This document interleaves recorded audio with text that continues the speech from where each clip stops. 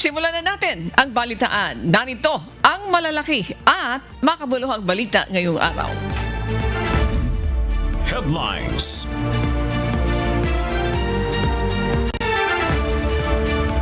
National News.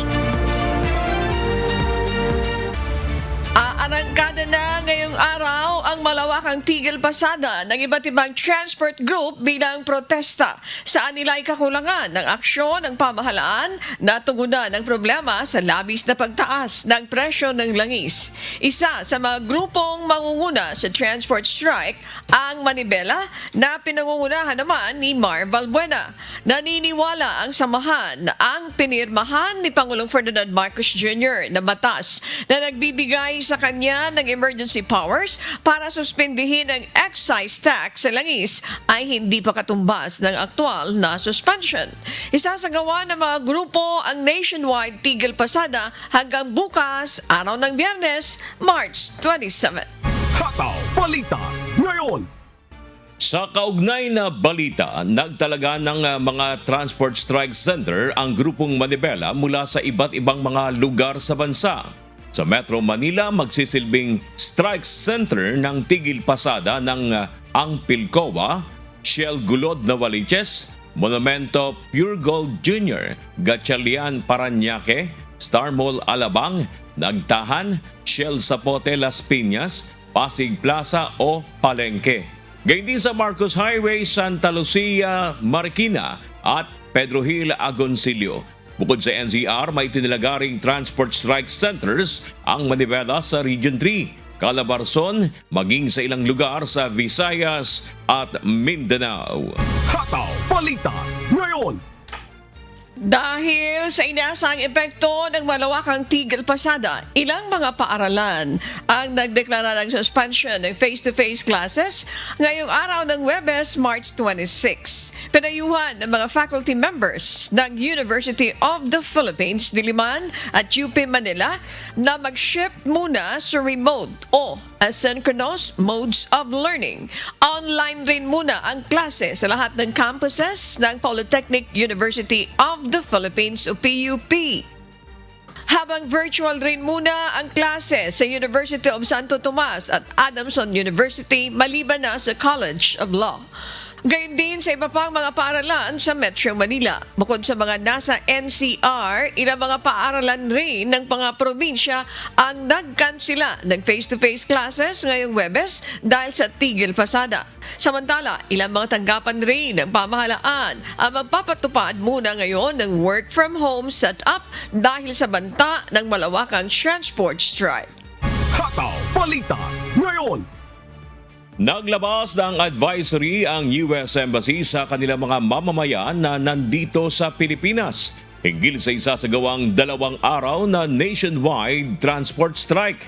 Ayon sa US Embassy, mananatili silang nakabukas at handang magbigay ng public services kung mayroong mga US citizen na may visa appointment sa embahada. Payo nito sa kanilang mga mamamayan, planuhin ang oras at ruta ng kanilang pagbiyahe dahil inaasahan na ang limitadong transportasyon at malawakang mga pagkilos na isasagawa ng mga transport group. Hataw Balita ngayon. Sa pagpapatuloy ng Hataw Balita ngayon, maraming mga commuter ang nahirapan na sumakay kahapon, lalo na sa mga jeep dahil sa kokonting bilang ng mga namamasada. Kahapon, ini-activate ng MMDA ang kanilang Emergency Operations Center matapos na makatanggap ng mga ulat hinggil sa mga stranded commuters sa iba't ibang bahagi ng Metro Manila. Ilan sa mga lugar na na-monitor ang limitadong biyahe ng mga jeep ay sa Parañaque, Quezon City, Taguig, Navotas at iba pang lugar sa NCR. Nag-deploy naman ng libreng sakay ang ilang lokal na pamahalaan para ihatid ang mga na-stranded na pasahero. Sa isang Facebook post ng Manibela kahapon, nagtanong ito kung nararamdaman ba ang kanilang surpresang transport strike na nila ay patikim pa lamang ng mas malawak na welga na isasagawa ngayong araw at bukas. Hataw Balita ngayon. Magpapatupad ng taas presyo sa liquefied petroleum gas o LPG ang Regasco na magsisimula ngayong araw ng Huwebes, March 26. Ayon sa Regasco, magkakaroon ng dagdag na 8 pesos per kilogram para sa regular na 11 kilogram na tangke ng LPG, habang tataas naman ng 88 pesos ang cylinder. Paliwanag ng Regasco, pinilit nilang hindi magpatupad ng dagdag sa pagpasok ng buwan ng Marso. Subalit, apektado na rin nila ang kanilang operasyon dahil sa sobrang taas ng diesel. Nitong mga nakalipas na 3 linggo ay linggo-linggo ay may malalaking pagtaas pagdating po sa diesel na pangunahing ginagamit pong petrolyo ng ating mga sasakyan, lalo-lalo na po yung mga bullet tankers na kumukuha mula po doon sa mga terminal para i-deliver po papunta sa ating mga refilling plant. Ganon din na pagka ikinarga na po natin sa mga cylinder, ang mga ELF natin na nag-deliver sa ating mga dealer, ay diesel pa rin po ang ginagamit. Maliban po dyan, ay yun pong ating mga cylinders for requalification, ay ganun din po. Halos lahat ay nagtaasan dahil maliban po doon sa sarili nating mga sasakyan, meron din po tayong mga third-party haulers.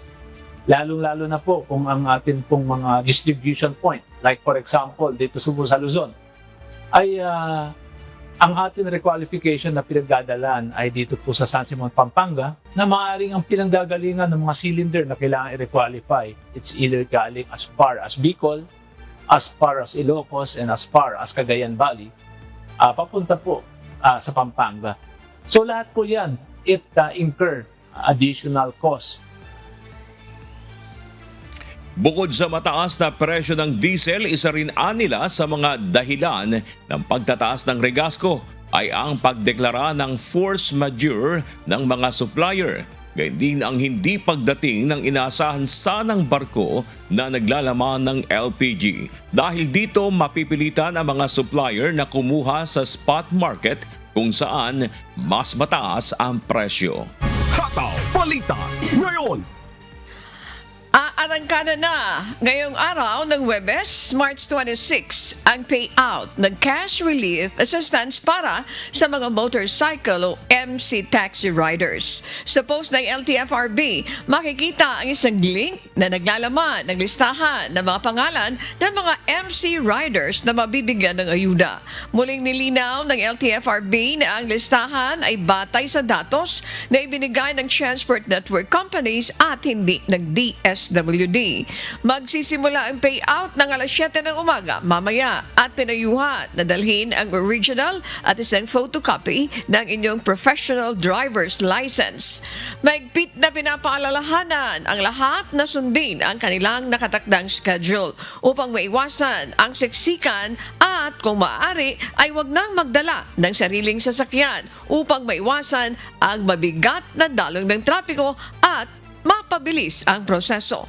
Paalala ng LTFRB, maaaring magbago ang mga nakatakdang venue at schedule batay sa ibibigay na update ng mga LGU. Tatagal ang payout sa MC Taxi Riders hanggang sa Sabado, March 28. Hataw Balita ngayon. Magsasagawa ang Department of Social Welfare and Development o DSWD ng special payout para sa mga driver ng mga pampublikong sasakyan na hindi kasama ang pangalan sa opisyal na listahan ng mga mabibigyan ng cash relief assistance. Pinapayuhan ng mga apektadong driver na makipag-ugnayan sa kanilang mga operator o transport network companies para masiguro na makakasama ang kanilang pangalan sa updated na listahan.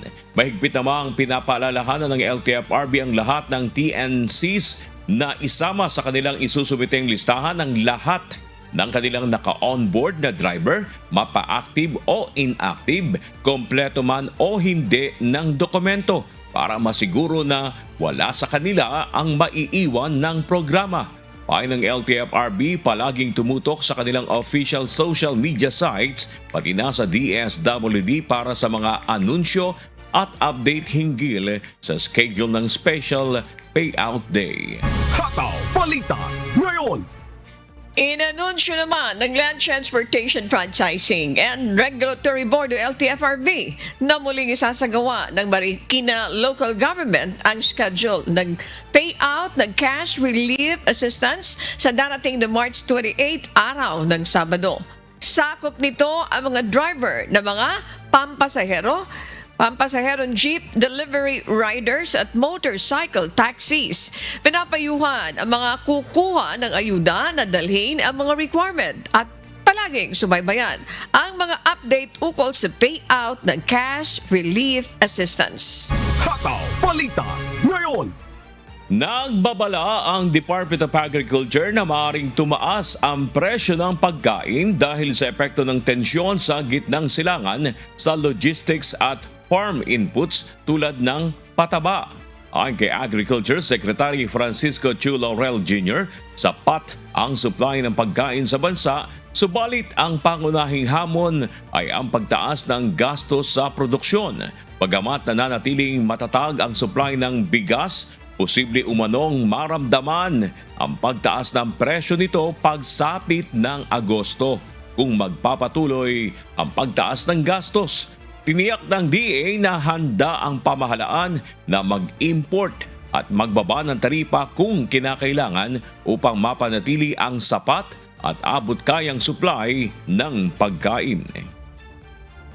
Kung tinitignan natin yung prices to consumer, there's always that option to import or reduce tariffs if needed. No? But of course, as the Department Secretary, ayoko naman yon. Ang sinasabi ko lang is, madaling i-maintain yung presyo yan basta we are allowed to do sourcing from other sources. Hataw Balita ngayon. Inaprobahan na ng pamahalaan ng 20 billion peso emergency fund para sa Department of Energy upang tugunan ang krisis sa supply ng langis. Gagamitin ang pondo para sa pagbili ng diesel, gasolina at LPG upang mapatatag ang presyo at matiyak ang tuloy-tuloy na serbisyo. Magmumula ang pondo sa Malampaya Gas Fund at ipatutupad sa ilalim ng Emergency Energy Security Program. Ayon sa DBM, layunin nitong mapalakas ang buffer stock habang patuloy ang epekto ng tensyon sa gitnang silangan. Hataw Balita ngayon. Muling nanawagan ang Meralco sa kanilang mga customer na gawin ang ibayong pagtitipid ng konsumo sa kuryente lalo na ngayong panahon ng tag-init. Ito'y sa gitna na rin ng nararanasang krisis sa supply ng langis sa bansa dahil sa labis na pagtaas ng presyo nito. Sa ngayon ay may mga intervention nang ipinatutupad ang Meralco upang i-manage ang posibleng mga disruption at epekto ng labis na pagtaas ng presyo ng langis sa halaga ng kuryente. Nais na tiyakin ng Meralco na mayroong sapat na power supply para sa kanilang mga siniserbisyuhan kalinsabay ng pagbalanse sa presyo nito. Paalala ng power distributor maging masinop at matalino sa pagkonsumo ng kuryente ngayong tag-init lalo't hindi pa rin natatapos ang tensyon sa Middle East. Hataw Balita ngayon. Linaw ni Pangulong Ferdinand Marcos Jr. na walang dapat ipangamba sa deklarasyon ng State of National Energy Emergency. Ayon sa Pangulo, isa lamang itong hakbang ng pamahalaan upang maging handa sa posibleng epekto ng krisis sa gitnang silangan. Iginiit niya, hindi ito dahilan para magpanik, kundi bahagi ng paghanda at pagtugon sa sitwasyon. Layunin nitong mapagaan ang epekto ng tumataas na presyo ng langis sa mga Pilipino. Binigyan din ng Pangulo na ang prioridad ay agad mararamdaman ng publiko ang tulong ng pamahalaan. I want to assure everyone that this does not mean that we should panic. It means that we are doing everything that we can to assess and to alleviate the situation. It is a precautionary tool so that we are ready for whatever comes next. Hataw Balita ngayon. Ipinaliwanag ni Pangulong Ferdinand Marcos Jr. na makatutulong ang deklarasyon ng State of National Energy Emergency upang mapabilis ang pagtugon ng pamahalaan sa krisis sa langis. Ayon sa Pangulo, layunin nitong maibsan ang epekto ng kakulangan sa supply na nagdudulot ng pagtaas ng presyo ng mga pangunahing bilihin. Sa ilalim ng Executive Order 110, mapapadali ang pagbili ng Department of Energy ng langis mula sa ibang bansa upang matiyak ang sapat na supply. Binibigyan din ng kapangyarihan ang gobyerno na sugpuin ang hoarding at mga mapagsamantalang gawain sa presyo ng langis at iba pang produkto. Pinapayagan din ng pamahalaan na makialam sa supply at presyo ng kuryente, kabilang ang posibleng pagsuspende sa wholesale electricity spot market upang mapigilan ang pagtaas ng singil. Nais kong maging malinaw tungkol sa aming prioridad. Hindi natin kontrolado ang presyo ng langis sa mundo. Yan ang katotohanan na ating hinaharap. Ngunit ang hindi maaring mangyari ay maramdaman ng bawat Pilipino ang buong bigat nitong mga pangyayari na wala naman silang kinalaman. Isa lamang ang aming pamantayan. Agaran, pinakamabilis at direktang mararamdaman ng ordinaryong Pilipino, hindi bukas, hindi sa susunod na linggo, ngayon. Hataw Balita ngayon. Mas paigtingin pa ng Philippine National Police ang kanilang pakikipag-ugnayan sa Department of Trade and Industry at Department of Energy para matutukan ang posibleng pananamantala ng ilang negosyante sa presyo ng produktong petrolyo at basic commodities. Ito'y kasunod ng deklarasyon ng State of National Energy Emergency ng pamahalaan. May humahataw na balita si Leia Ilagan. Naka-alerto na ang buong pwersa ng Philippine National Police kontra hoarding at profiteering sa mga produktong petrolyo at basic commodities. Ito ay kasunod ng deklarasyon ng State of National Energy Emergency ng Palasyo. Ayon kay PNP Public Information Office Chief, Police Brigadier General Randolph Tuanyo, ipinag-utos na ni PNP Chief Police General Jose Melencio Nartates Jr. sa mga pulis sa buong bansa na maging alerto at bantayan ang mga vital installations, critical infrastructure at komunidad. Malinaw naman po yung mandato ng Philippine National Police with or without crisis po sa oil. Ito po ay public safety, PNP sa Northern. Pero kaugnayan po na nasabing Emergency Crisis Committee na nilabas po ng ating mahal na Pangulo na patuloy ang pakikipag-ugnayan ng PNP sa DOE at saka sa DTI, sa DSWD. Pinaigting na rin daw ng PNP ang pagpapatrolya at pagbabantay sa mga gasolinahan, lalo na't dumarami ang mga nagsasarang gas station sa bansa. Bukod sa mga produktong petrolyo at LPG, kasama din sa babantayan ng mga pulis ang presyo ng mga basic commodities. Ang pagmomonitor ng presyo ng mga pangunahing bilihin, ito ay sinasagawa patuloy ng ating mga local since day one, yung ating pong municipal or city price coordinating council, na kung saan hindi na po kinakailangan yung national na DOE para po ipagsagawa yung pagmomonitor. Panawagan ng PNP sa publiko, makipagtulungan at maging responsable sa paggamit ng enerhiya. Leia Ilagan, humahataw sa balita ngayon.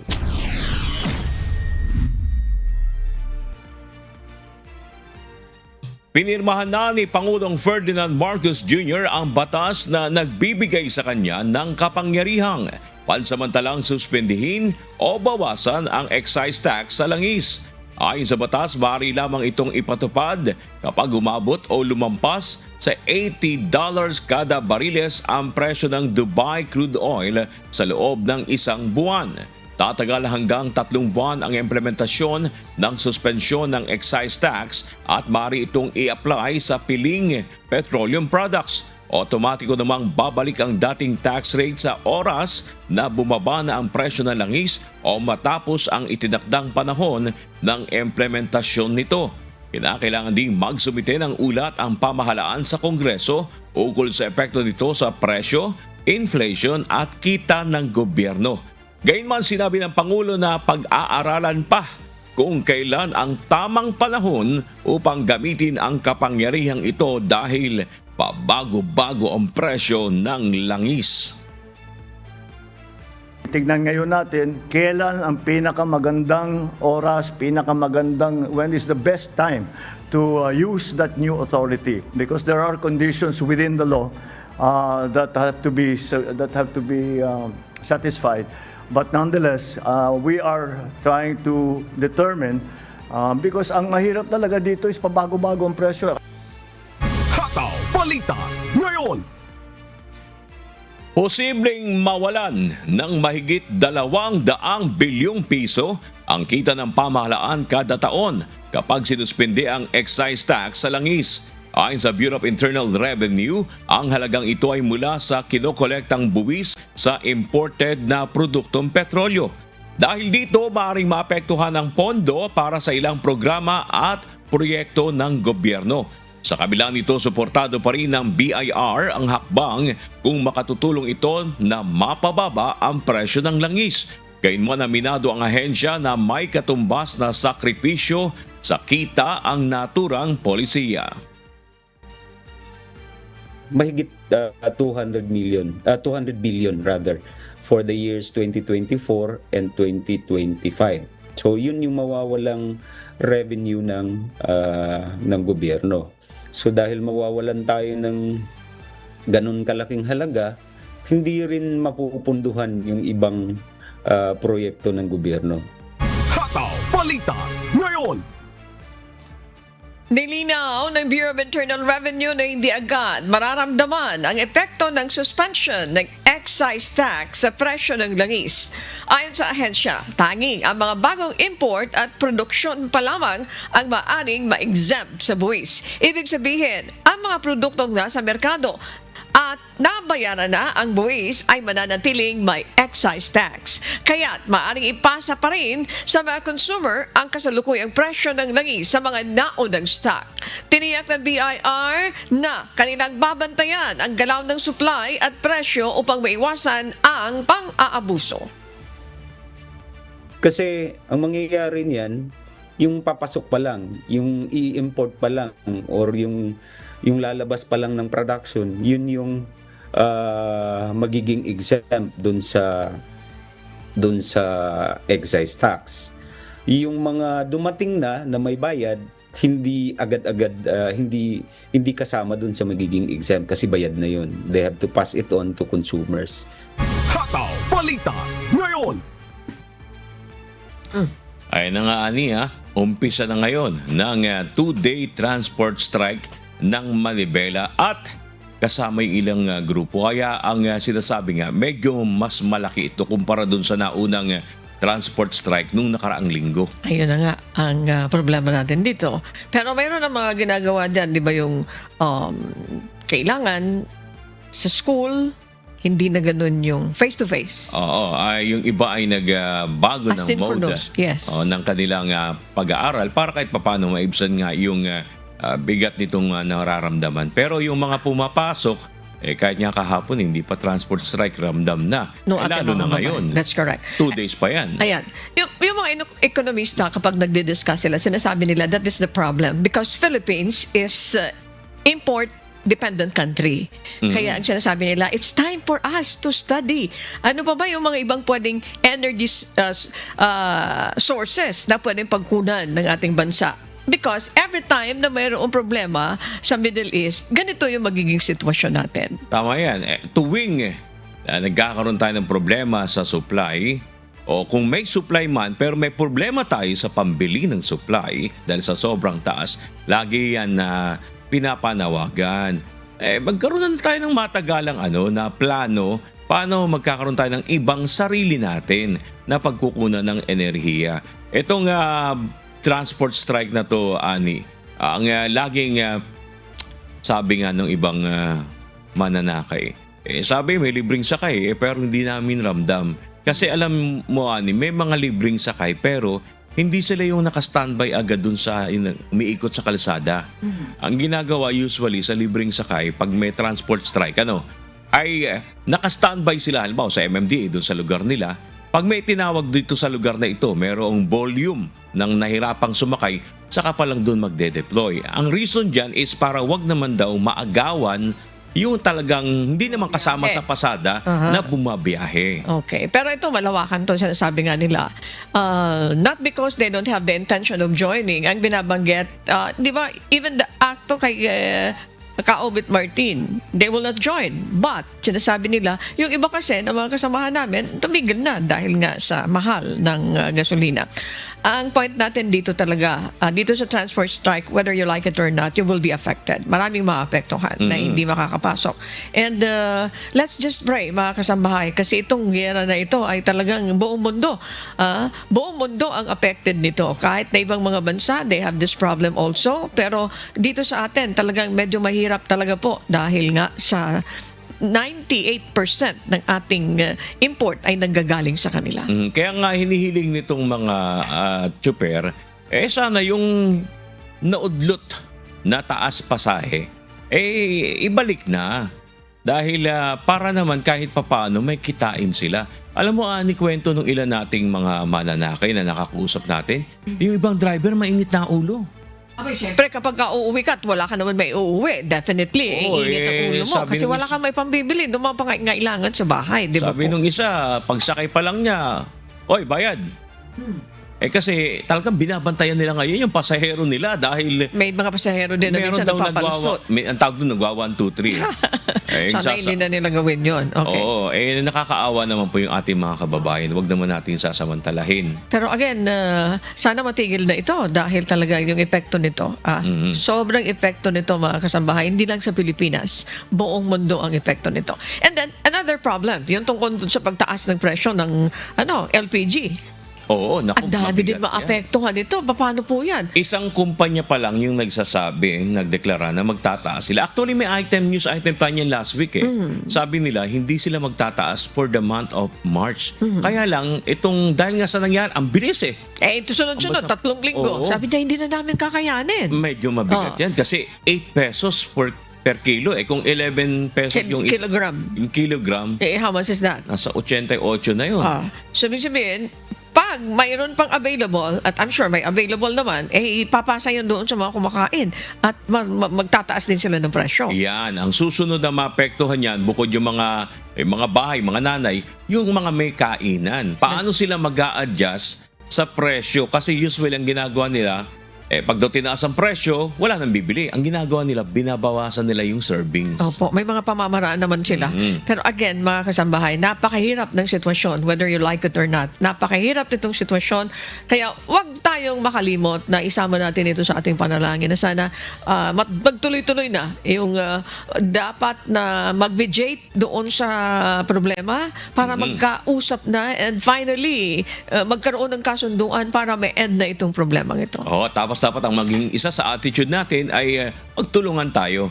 Mula sa ating sarili mismo, gumawa tayo ng maliliit na paraan paano tayo makatutulong sa pagtitipid ng enerhiya at ang ating mga kababayan, ang ating pamahalaan ay hindi mahirapan. That's correct. Hindi lang ito sagutin ng gobyerno, kundi lahat tayo may participation dito. Nanawagan ang Pilipinas na dapat ng agad na muling buksan ng Strait of Hormuz sa gitna ng lumalalang krisis sa enerhiya. Ang Defense Secretary Gilberto Teodoro Jr., ang matagal na pagsasara ng naturang daluyan ng langis ay labis nang nakakaapekto hindi lang sa Pilipinas kundi maging sa buong mundo. May hataw na balita si Joan Nano. Bukas at ligtas na paglalayag sa Strait of Hormuz. Ito ang mariing panawagan ni Defense Secretary Gilberto Teodoro Jr. sa gitna ng nagpapatuloy na tensyon sa gitnang silangan, bunsod ng digmaan sa pagitan ng Estados Unidos, Israel at Iran. Ang Strait of Hormuz ay isang mahalagang ruta ng pandaigdigang supply ng langis na kasalukuyang hindi madaanan ng maraming barko dahil sa banta sa kanilang kaligtasan. Ayon kay Secretary Teodoro, kritikal ang pagbubukas ng nasabing strait, hindi lamang para sa global trade, kundi lalo na para sa mga Pilipinong direktang naaapektuhan ng pagtaas ng presyo ng langis at kuryente. That is why it is of vital importance to us that the Straits of Hormuz be opened immediately and kept safe not only for the seafarers, but also for Philippine consumers. The poor Filipinos who need to pay astronomical prices for electricity, fuel, and power. The poor farmers who have to pay astronomical prices for fuel and for fertilizer. It is, I think the effects are worldwide. Binigyang diin din ito na hindi lamang mga consumer ang apektado, kundi pati ang sektor ng agrikultura, lalo na ang mga magsasaka na nahaharap sa mataas na presyo ng fuel at fertilizer. Kasunod dito, ipinaliwanag ni Teodoro na mahalagang matukoy ang mga kondisyon para sa ligtas na pagbubukas ng ruta, partikular ang papel ng insurance sa mga barko na daraanan sa nasabing lugar. What will the insurers require as a minimum to insure the vessels? And we prescinde from that because without adequate vessel insurance, maritime insurance, nothing will move. So let's see their comfort zone. Let's see the comfort zone of the ship owners, and we work from there. Samantala, sa gitna ng kabi-kabilang geopolitical tension sa iba't ibang rehiyon sa mundo, sinabi ng kalihim na patuloy ang pakikipagtulungan ng Pilipinas sa ibang mga bansa tulad ng France upang mapalakas ang seguridad at defense cooperation nito. This will allow French troops to operate and train in Philippine soil and vice versa. So it will enhance our interoperability, trust and confidence building, exchanges of capabilities, techniques, and information. It will also open the window for deeper cooperation as we know more about each other in a more objective sense and physical sense because of troop-to-troop exercises and cooperation. Sa ngayon, patuloy na binabantayan ng Pilipinas ang sitwasyon sa gitnang silangan, lalo na't nagdeklara na ng National Energy Emergency ang pamahalaan dahil sa epekto ng krisis sa supply ng langis. Sa pabago-bagong takbo ng tensyon sa gitnang silangan, nananatili ang panawagan ng Pilipinas para sa agarang pagbubukas ng Strait of Hormuz upang maiwasan ang mas malalang epekto nito sa ekonomiya at kabuhayan ng milyong-milyong Pilipino. Joan Nano, humahataw sa balita ngayon. Tiniyak naman ni Pangulong Ferdinand Marcos Jr. ang pagsusumikap ng pamahalaan na mailikas sa lalong madaling panahon ang mga Pilipinong naiipit sa gulo sa gitnang silangan. Ukol naman sa estado ng supply ng pagkain, sapat pa niya ito at may hakbang ang gobyerno para makapamahagi ng murang bigas sa mamamayan. May hataw na balita si Nel Maribho. Iniulat ni Pangulong Ferdinand Marcos Jr. na nasa 2,000 ng mga Pilipino ang naiuwi ng pamahalaang Pilipinas mula sa gitnang silangan. Ayon sa Pangulo, target na mapabilis pa ang repatriation ng overseas Filipinos na naiipit sa gyera. We are chartering flights.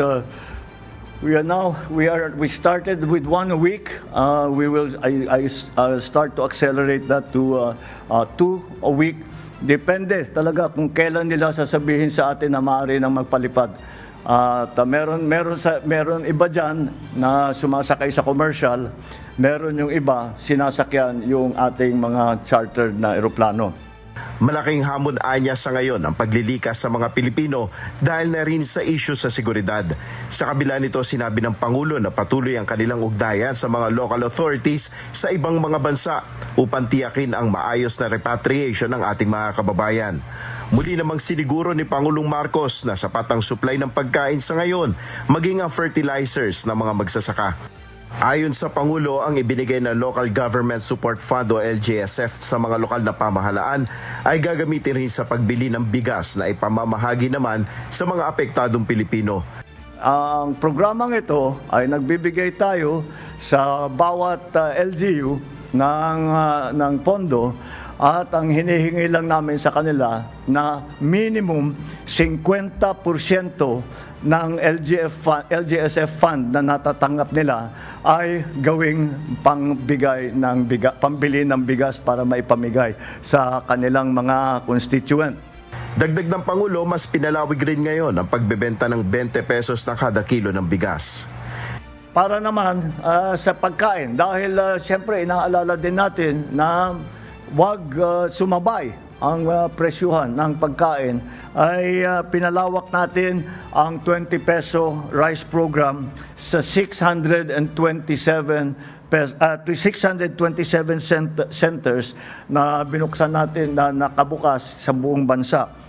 At kasama dyan, bukas ang mga kadiwa para sa makabili naman yung mga nangangailangan ng murang bilihin ng pagkain.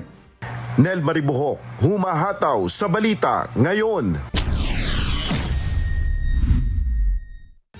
Patuloy ang ginagawang repatriation efforts ng pamahalaan ng Pilipinas upang maiuwi ng ligtas ang ating mga kababayan na apektado ng gulo sa Middle East. Ayon kay DMW Secretary Hans Leo Kakdak, tuloy-tuloy ang whole of government response para asistihan ang repatriation ng mga OFW sa gitnang silangan. Kaya hindi ng iba pang mga tulong na ibinibigay sa kanila sa pag-uwi nila sa Pilipinas. Sa datos ng DMW, meron ng mahigit sa 16,000 mga OFW ang nabigyan ng on-site assistance, habang may mahigit 2,000 naman kasama na ang kanilang dependents ang ligtas na naiuwi ng Pilipinas dahil sa repatriation efforts. Hataw Balita ngayon. Sa pagpapatuloy, naghataw balita ngayon, 30 mga Pilipino ang na-hire sa ibang bansa sa ilalim ng government-to-government hiring program ng Department of Migrant Workers. Sila ay magtatrabaho bilang mga hotel workers sa Croatia. Ayon sa DMW, ito ay alinsunod sa direktiba ng Pangulo na palawakin at ang ligtas at dissenting overseas employment opportunities na layong maprotektahan ang kapakanan ng mga magagawang Pilipino.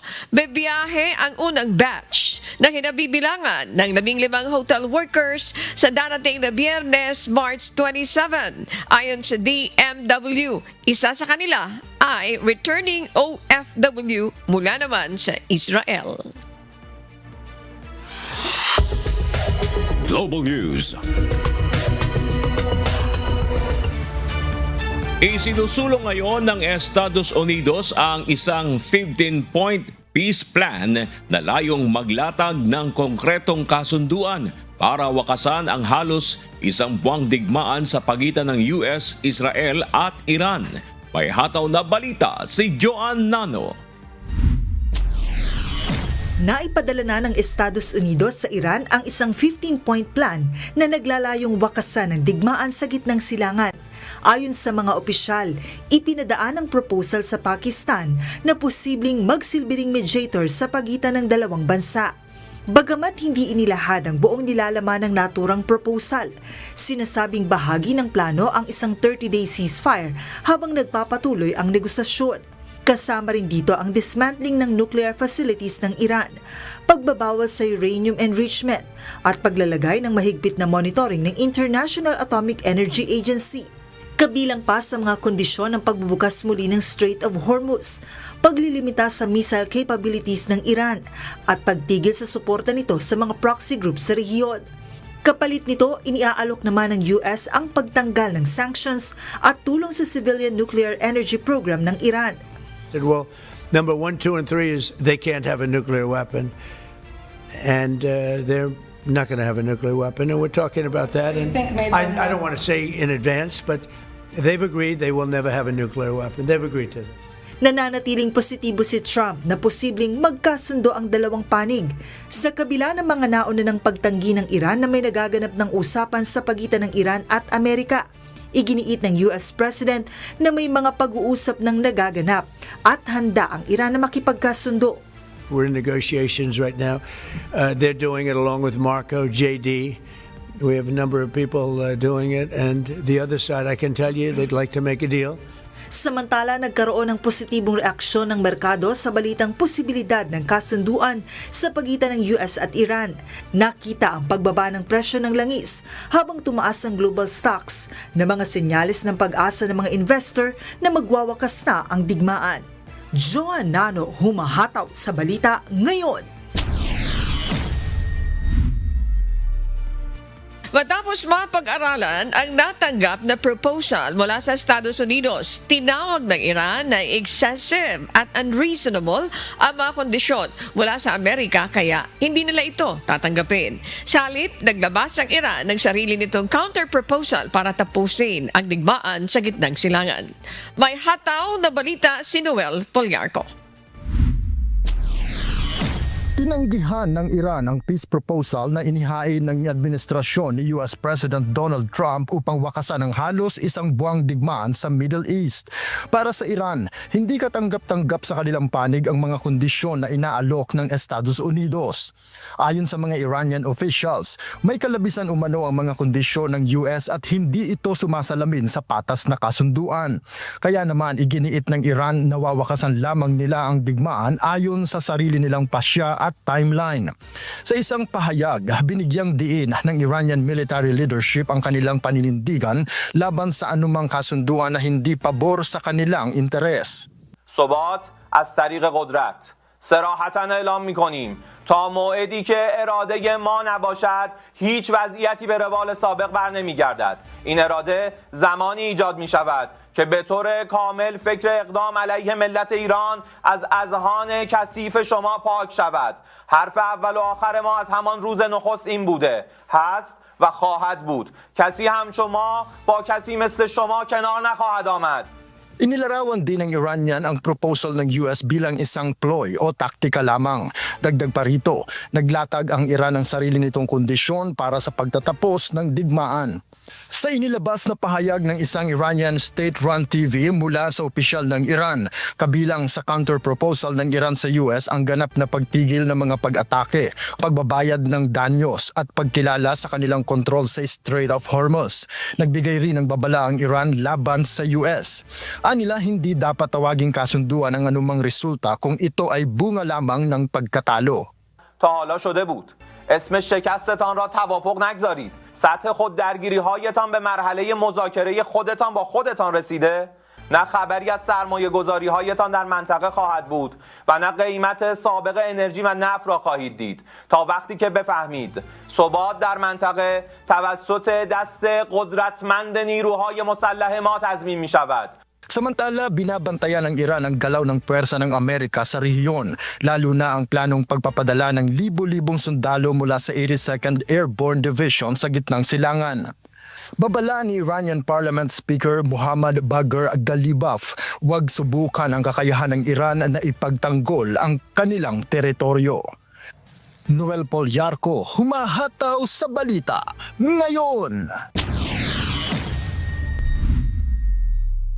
Muling sumiklab ang sunog sa Kuwait International Airport matapos tamaan ng drone ang isang fuel tank sa gitna ng patuloy na tensyon sa gitnang silangan. Ayon sa Civil Aviation Authority, limitado lamang ang pinsala at walang naiulat na nasawi habang agad na rumisponde ang mga bumbero upang apulahin ang apoy. Inako ng Iran ang serye ng drone at missile attacks na target ang mga base militar ng US sa rehiyon, kabilang ang Kuwait, Bahrain at Jordan. Dahil sa patuloy na kaguluhan, naapektuhan ang operasyon ng paliparan kung saan ilang airline company na ang nagbawas o pansamantalang nagsuspende ng kanilang biyahe. Hataw Balita ngayon. Nanganganib naman na magkaroon ng kakulangan sa plastic at vinyl products sa South Korea dahil sa disruption ng supply ng naphtha. Dulot ng tensyon sa gitnang silangan. Ang naphtha ay isang kemikal na galing sa langis na ginagamit sa paggawa ng plastic. Ayon sa Korea Federation of Plastic Industry Cooperatives, maraming kumpanya ang nakatanggap ng abiso ng posibleng pagbawas ng supply at pagtaas ng presyo ng raw materials. Dahil dito, nagkaroon ng panic buying ng garbage bags kasabay ng patuloy na pagtaas ng presyo at paghina ng produksyon nito. Pinag-aaralan ng pamahalaan ang paghihigpit sa export ng naphtha at iba pang hakbang upang matiyak ang sapat na supply sa gitna ng patuloy na krisis. Hataw Balita ngayon. Nababahala ang Taiwan na maaaring samantalahin ng China ang pagiging abala ng Estados Unidos sa giyera sa gitnang silangan upang palakasin ang presyon sa isla o presyon sa isla. Ayon sa mga opisyal, muling pinalakas ng Beijing ang military activities malapit sa Taiwan habang inilipat ng US ang ilang pwersa nito sa ibang rehiyon. May pangamba rin na ginagamit ng China ang sitwasyon sa cognitive warfare upang pahinain ang kumpiyansa ng publiko sa depensa at supply ng enerhiya ng Taiwan. Sa kabila nito ay ginit ng US na nananatiling matatag ang kakayahan nitong tugunan ang iba't ibang banta at mapanatili ang kapayapaan sa Taiwan Strait. Hataw Balita ngayon. Naglunsad ang Russia nitong Martes ng 948 drones laban sa Ukraine, ang pinakamalaking pag-atake na naganap buhat nang magsimula ang digmaan. Nagtamo ng matinding pinsala hindi lamang sa ari-arian kundi maging sa buhay ng mga residente ang naganap na pag-atake. Ito ang umahataw na balita ni Gerard Moral. Isinagawa ng Russia ang pinakamatindi at pinakamalawak nitong aerial attack sa iba't ibang bahagi ng Ukraine na nagdulot ng pagkasawi sa maraming sibilyan. Kabuoang 948 drones at missiles ang pinakawalan ng Russia na tumama sa iba't ibang lungsod ng Ukraine. Simula pa noong Martes ng umaga, oras sa Ukraine, ay nasa 500 missiles na ang pinatama ng Russia. Kabilang sa mga tinamaan ay ang kanlurang lungsod ng Lviv kung saan napinsala ang makasaysayang Bernardine Monastery na kabilang sa UNESCO World Heritage Sites at isang old residential building. Sa Ivano-Frankivsk naman, kabilang ang isang 6 na taong gulang na bata sa mga nasugatan at isang maternity hospital ang lubhang napinsala. Tinamaan din ang syudad ng Ternopil at Vinnytsia. Ayon sa Ukrainian Air Force, bagaman karamihan sa mga drone at missile ay kanilang napabagsak, may ilan na nakalusot at tumama sa mga lugar sa central Ukraine. Sinabi naman ng Ukrainian Air Force spokesperson Yurin Inhat na maraming drones ang nanggaling sa hilagang bahagi ng bansa ang magkakahanay. Tanda ng malawak na pag-atake ng Russia. Samantala, iginiit ni Ukrainian President Volodymyr Zelensky sa kanyang talumpati na ang lawak ng pag-atake ay isang patunay na walang intensyon ng Russia na tuldukan ang digmaan. Wala namang opisyal na pahayag ang militar ng Russia hinggil sa pag-atake. Sa ngayon, tila wala pang katiyakan ang sinasabing usapang pangkapayapaan na pinangunahan ng Estados Unidos. Nanawagan si Ukrainian First Lady Olena Zelenska na hindi dapat makalimutan ang mga nasawi na inosenteng sibilyan, bunsod ng digmaan. Gerard Moral, humahataw sa balita, ngayon.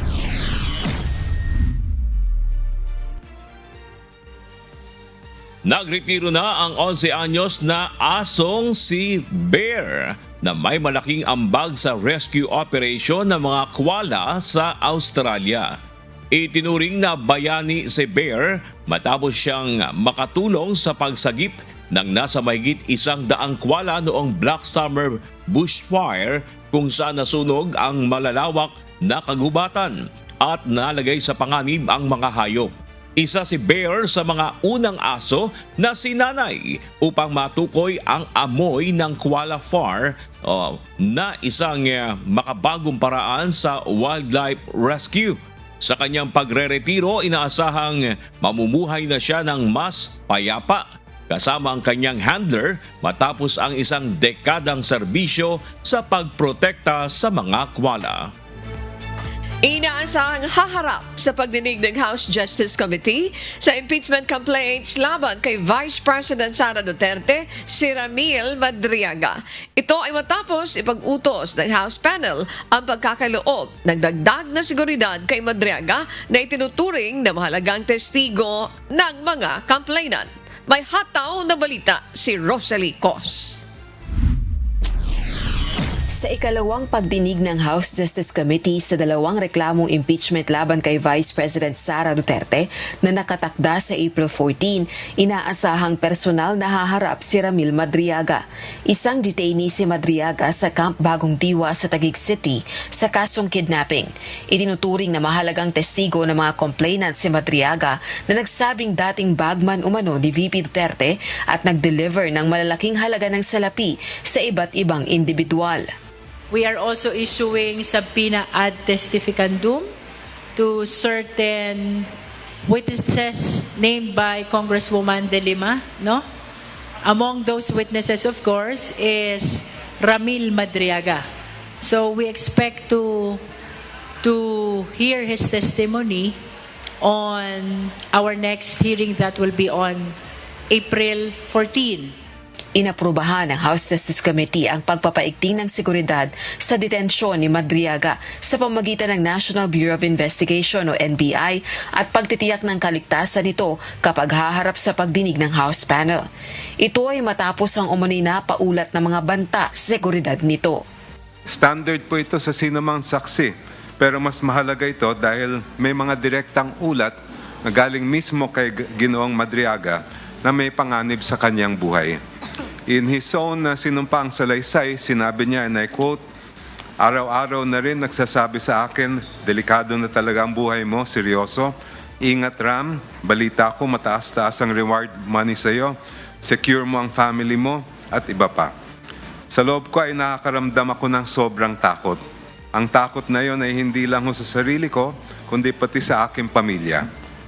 Napaparanoid na rin po ako kasi posible rin itong mangyari na lasunin ako. Halos hindi na ako mapakali, kuminsan at hindi ko maiwasan magduda na rin sa mga fellow PDLs at kahit po mismo sa mga jail officers dahil sa pagsiwalat ko ng issue kay VP Sara Duterte. Madam Chair, these threats have already escalated. According to his affidavit, on March 3, 2026, a detainee with a pending homicide case attempted to forcibly drag Mr. Madriaga into a confined bodega area within the jail. According to Mr. Madriaga, and I quote, "Ayon sa mga naririnig ko sa loob ng kulungan, ang bodegang ito ay sinasabing pinagawa ni dating Congressman Arnie Teves. Isa sa mga impormasyon na nakuha ko ay si Kong Arnie Teves ang gusto magpatumba sa akin," end quotation.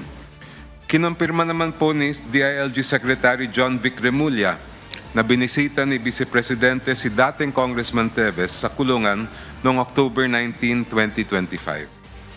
Ayon naman sa House Justice Committee, kailangan makipag-ugnayan sa Korte at Bureau of Jail Management and Penology ang Kamara kaugnay ng nakatakdang pagharap ni Madriaga sa pagdinig.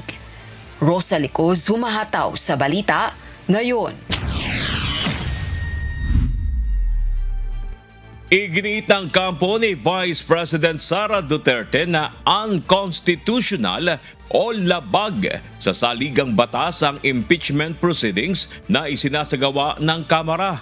Ito anila ang pangunahing dahilan kung bakit tumanggi ang Vice Presidente at ang kanyang defense team na dumalo sa nasabing pagdinig. May humahataw na balita si Jed Neresina. Hindi inaalis ng kampo ni Vice President Sara Duterte ang posibilidad ng pagdulog sa Korte Suprema. Ito ay upang questionin ang constitutionality ng impeachment proceedings na isinasagawa ng House Committee on Justice. Ayon kay Attorney Michael Powa, isa lamang ito sa legal remedies na kanilang pinag-aaralan. Iginiit ng defense team na hindi nila kinikilala ang otoridad ng Kamara na magsagawa ng tila trial sa nasabing reklamo. Sa ngayon, ang sinasabi namin is that is always a possibility. Especially since, ulitin ko lang yung sinabi ni Atty. Sheila, our objection to the proceedings is fundamental. No? Hindi to mere technicality. We are saying na ang sinasagawa ngayon ng committee, at least sa aming pananaw at sa aming posisyon, is labas na sa kapangyarihan nila dahil yung trial, mini-trial, full-blown trial is really vested upon the Senate. Binigyang diin din ni Atty. Sheila Sison na hindi nila pahihintulutan na dumalo ang Vice Presidente sa mga pagdinig ng Kamara. Anila, ang Senado lamang ang may constitutional jurisdiction para rito. I think our letter is clear. We cannot participate in a proceeding that we think is unconstitutional. We cannot have the Vice President appear before a body exercising a power or authority that is vested by the Constitution in another tribunal. Pinabulaanan din ng kampo ni VP Duterte ang banta ng ilang mambabatas na culpable violation of the Constitution ang hindi pagdalo ng pangalawang Pangulo. Paliwanag nila, walang batas na nag-oobliga sa isang respondent na personal na humarap sa committee level. Well, first and foremost, there is no rule, law requiring the respondent to attend the hearings or the proceedings before the Committee on Justice. I think that is clear. Hindi naman dapat natin pagdebatihan yan. In fact, the Constitution is clear also. Diba? Na if you read the Constitution, wala namang nakasaad doon na talagang requiring the Vice President to attend. It's not the first time. Sa ibang impeachment proceedings, hindi din naman nag-attend yung high official na ini-impeach. So I don't know where that is coming from. Samantala, bukas ang kampo ni Vice President Duterte sa pagbibigay ng protective custody kay Ramil Madriaga. Layon ni Atty. Powa na mabigyan sila ng pagkakataong mabusisi at mapabulaanan ang mga testimonya ni Madriaga laban sa pangalawang Pangulo. Pero as to the safety, gusto naman namin mag-testify siya eh. 'Di ba? Kasi paano natin pabubulaanan yung mga sinasabi niya kung hindi natin siya papatestify, hindi ba? Doon lang yung forum. But again, at the proper forum. So, kung siya man ay magte-testify, kung mapunta man tayo sa Senate at assuming that there are no constitutional infirmities, at napunta tayo doon sa Senate for the hearing, maybe that's the proper time for us to test his credibility. Nanindigan ang mga abogado ni VP Sara na handang humarap ang vice-presidente sa paglilitis basta't gagawin ito sa tamang forum o ang Senate Impeachment Court. Jed Neresina, humahataw sa balita ngayon. Patuloy na pinalalakas ng Department of National Defense ang ugnayang pangseguridad ng Pilipinas sa international partners. Kabilang dito ang NATO at mga bansa sa Europa bilang tugon sa patuloy na pagbabago ng banta sa global security. May hataw na balita si Ryan Lacanlale. Nakipagpulong si Defense Secretary Gilberto Teodoro Jr. kay NATO Military Committee Chair Admiral Giuseppe Cavo Dragone sa sideline ng ginaganap na 2026 Paris Defense and Strategy Forum sa Paris, France. Dito isinusulong ng Pilipinas ang mas malawak na security cooperation at cross-regional collaboration sa larangan ng depensa at militar. Ayon kay Secretary Teodoro, mahalaga ang mas malalim na pagtutulungan ng mga bansa habang patuloy na nag-e-evolve ang mga hamon sa global security. Ibinahagi rin ng kalihim na naghahanda ang Pilipinas para lalong pahusayin ang interoperability at mas aktibong ugnayan sa European Union at NATO countries. Layunin nito na palakasin ang kakayahan ng bansa na tumugon sa krisis at maprotektahan ang mga Pilipino saan mang panig ng mundo. Samantala, tiniyak naman ng NATO ang kanilang kahandaan na palawakin ang kooperasyon sa Pilipinas. Nagkasundo ang dalawang panig sa kahalagahan ng information sharing at best practices upang mas epektibong matugunan ang mga banta sa international order. Matatanda ang una nang nagkita ang dalawang opisyal sa Seoul Defense Dialogue noong nakaraang taon kung saan tinalakay ang geopolitical competition at strategic stability. Ang 2026 Paris Defense and Strategy Forum ay nagsimula noong Martes, March 24 at tatagal hanggang ngayong March 26. Dito nagsasama-sama ang mga eksperto, military officials at policymakers ng iba't ibang bansa para talakayin ang mga pangunahing issue sa global security. Ryan Lacanlale, humahataw sa balita ngayon. Papalapit na ang deadline ng pagsusumite ng income tax return. Kaugnay nito, nagpaalala sa publiko ang Bureau of Internal Revenue na huwag kalimutang magbayad ng kaukulang buwis na katumbas ng ITR, lalo na at papalapit na ang deadline nito. Si Evan Alvarez, humahataw. Deadline na ng filing ng income tax return sa darating na April 15, 2026. Ang income tax return o ITR ay opisyal na dokumentong iniuulat ng isang individual o negosyo sa Bureau of Internal Revenue o BIR. Paalala ng BIR, maiging maaga itong i-file sa kanilang tanggapan o kahit sa pamamagitan ng electronic filing systems para sa mas mabilis at maginhawang proseso. Paparating na po yung filing ng income tax return. Paalala po sa aming mga kasama na huwag po nating kalimutang mag-file ng income tax return at magbayad ng kaukulang buwis on or before April 15 para po yung hindi po tayo makapag-incur ng surcharges and penalties. Sa income tax return, nakalahad ang kabuuang kinikita sa loob ng isang taon at ang katumbas na buwis na kinokolekta ng gobyerno mula rito. Ayon sa batas, saklaw nito ang kita mula sa sahod, kita sa negosyo, ari-arian o propesyon. Kamakailan nagsagawa na ang BIR ng kanilang webinar sessions upang turuan ang mga taxpayer kung paano ang wastong pagsusumite ng kanilang ITR. Layunin nito na mapadali ang proseso at maiwasan ang mga pagkakamali sa pagpa-file nito. Pagtitiyak ng BIR, ang buwis na ito ay mahalagang ambag ng mga Pilipino para sa mga pinupondohang serbisyo at programa ng pamahalaan. Kabilang narito ang mga proyekto sa sektor ng infrastruktura, edukasyon at kalusugan. Evan Alvarez, humahataw sa Balita Ngayon.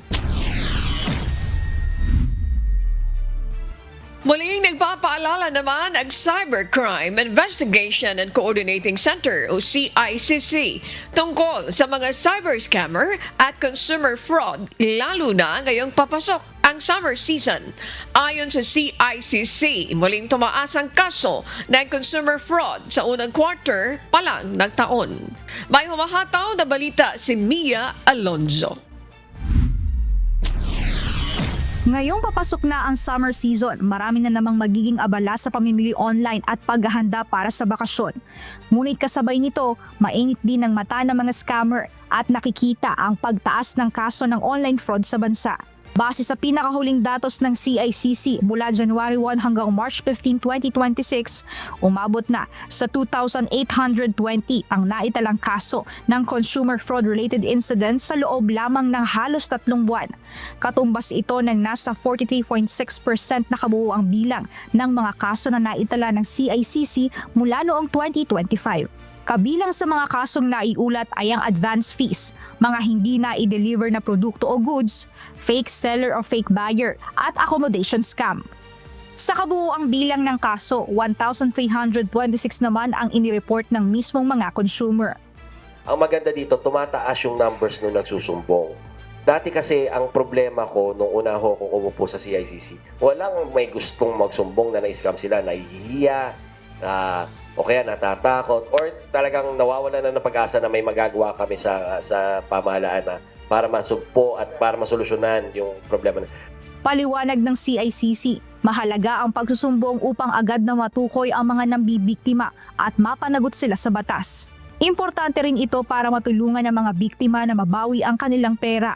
Gayunman, patuloy ang paalala ng ahensya na maging mapanuri at matalino ang publiko lalo na ngayong summer vacation kung saan inaasahan ang pagdami ng mga online booking.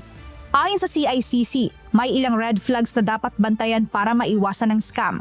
Una sa mga palatandaan ay kapag ayaw na magpadala ng aktwal na larawan ng mga produkto o serbisyo. Isa rin sa mga senyales ay kung pinipilit ang agarang pagbabayad ng customer. Malaki rin ang posibilidad na scam kapag walang maayos na reviews mula sa iba pang consumer. Dapat ring maghinala kapag too good to be true ang iniaalok na produkto o serbisyo. At higit sa lahat ay kapag walang resibo na mabibigay bilang patunay ng transaksyon. Samantala, puwirma na rin ng CICC ng isang kasunduan kasama ang PhilTech Alliance na isang asosasyon ng mga bangko at financial institutions. Layo nito na mas mapadali at maiayos ang sistema ng pagtugon sa mga kaso ng mga nabibiktima ng scam. Gayun din ang pagbibigay sa kanila ng proteksyon, lalo na sa mga online transaction at financial services. Pinapaalala ko ang ating mga kababayan, ingat ho sa ating Holy Week vacation at say yes to summer and no to scammers. Pag meron ho, subok nyo sa hotline 1326. Mia Alonso, humahataw sa Balita Ngayon. Nagpaalala ang Philippine National Police sa publiko, lalo na ang mga nagsuswimming ngayong panahon ng tag-init, na mag-ingat upang makaiwas sa posibleng pagkalunod. Sa datos ng PNP mula April 1 hanggang May 31 noong nakaraang taon, umabot sa 151 na mga drowning incidents ang kanilang naiulat mula sa iba't ibang lugar sa bansa, kung saan 141 sa mga ito ang naiulat na nasawi. Payo ng PNP maging mapagmatsyag at alerto, lalo na sa mga bata o kahit sinong membro pa ng pamilya tuwing may mga outing o swimming. Paalala ng PNP, bantayan lalo na ang mga maliliit na bata at huwag hayaan na mag-isang naliligo sa pool o sa dagat. Importante rin na laging sumunod sa mga regulasyon ng mga resort upang makaiwas sa mga ganitong insidente. Regional News. Sa magpapatuloy ng Hataw Balita Ngayon, nag-inspeksyon ang Land Transportation Office o LTO Region 7 kahapon, March 25, kung saan sinuyod nito ang North at South Bus Terminal kasama ang mga opisyal ng Land Transportation Franchising and Regulatory Board 7 at Philippine National Police. Layo ng inspeksyon na matiyak ang kahandaan ng mga pasilidad sa inasang pagdagsa ng mga pasahero para sa long holiday ngayong paparating na Abril. Aabot naman sa 10,000 na mga personnel ng PNP ang i-deploy sa buong Central Visayas upang magbantay sa mga pampublikong lugar na inaasahang dadagsain ng mga tao sa panahon ng bakasyon. Hataw Balita Ngayon. Tinatayang nasa 4,000 mga driver at operator sa lalawigan ng Albay ang inasahang lalahok sa 2 araw na nationwide transport strike. Ayon kay Ramon Resco Villa, presidente ng pagkakaisa ng mga samahan ng tsuper at operator nationwide Bicol, nanawagan ang kanilang hanay sa pamahalaan na tanggalin na ang 12% value-added tax at excise tax sa langis upang mapababa ang presyo nito. Git ng grupo, malaking tulong para sa kanila ang halos 12 pesos na mawawala sa presyo ng langis kung aalisin ang VAT at excise tax. Hataw Balita Ngayon. Nagsagawa naman ng sweeping operations ang mga EOD team ng K9 units ng pulisya sa Ilocos Norte National High School at Ilocos Norte College of Arts and Trades matapos ang natanggap na bomb threat kagabi. Tumulong sa operasyon ang EOD K9 sa pagdetect ng posibleng bomba habang masusing sinusuri ang mga silid-aralan at paligid ng mga paaralan. Mananatiling suspendido ang mga klase bilang pag-iingat habang isinasagawa ang clearing operations ng mga otoridad. Hataw Balita Ngayon. Muling nagbuga ng abo ang Mount Canlaon sa Negros Island bandang alas 6 kagabi. Ayon sa Philippine Institute of Volcanology and Seismology o PBOX, nagbuga ng plume ang bulkan na may 600 meters ang taas mula sa crater ng bulkan. Tumagal ang pagbuga ng abo hanggang 7:29 p.m. Wala namang lugar na naapektuhan ng ashfall. Samantala, naka-alert level 2 pa rin sa ngayon ang Bulkang Canlaon. Hataw Balita Ngayon. Pinag-aaralan na ng lokal na pamahalaan ng Bangsamoro ang posibleng pagkuha ng langis at natural gas sa Ligwasan Marsh. Ito ay bilang tugon sa kasalukuyang krisis sa petrolyo. Samantala, isang archaeological survey ang ginawa ng National Museum of the Philippines sa Biri Island upang masuri ang likas na yaman sa lugar. Si Alan Manansala, humahataw.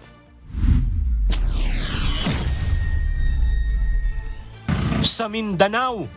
Muling pag-aaralan ng pamahalaang Bangsamoro Autonomous Region in Muslim Mindanao ang Ligwasan Marsh bilang posibleng pinagkukunan ng langis at natural gas.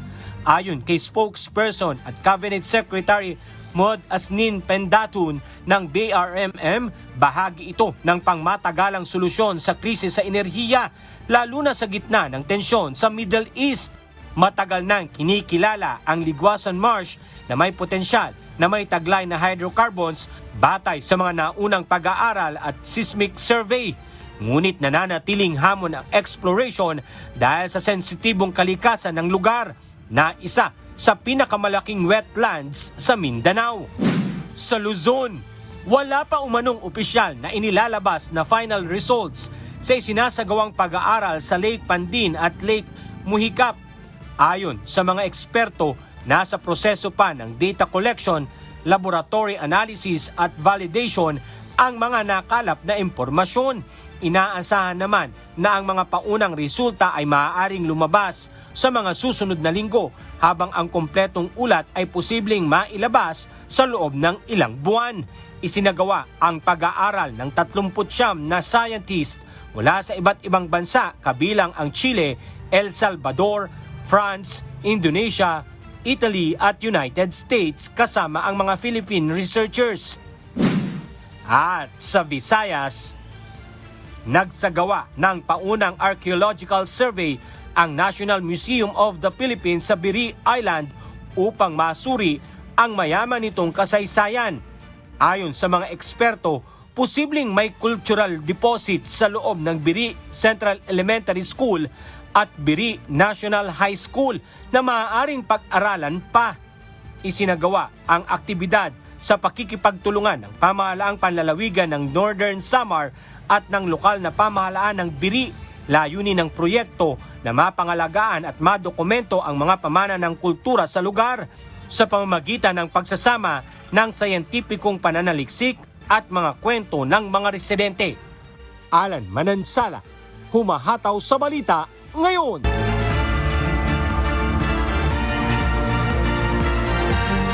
Oras sa buong kapuluan, 5:59 a.m. o halos ilang segundo na lang po bago mag-alas 6 ng umaga.